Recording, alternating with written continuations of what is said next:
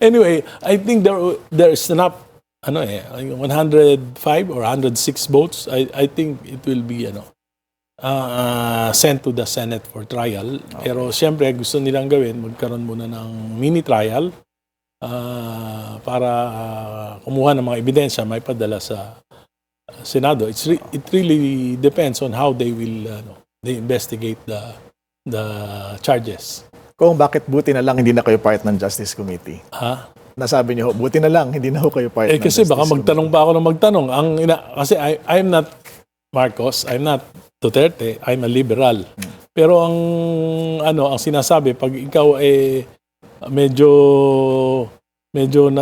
nagkakaroon ka ng mga, sabi nga sa akin, pagka daw yung mga salita ko ron nakakatulong kay Sara kasi nasisira yung gobyerno. So Sara daw ako, hindi naman ako the same. I'm against political dynasties. I am against war on drugs. Pero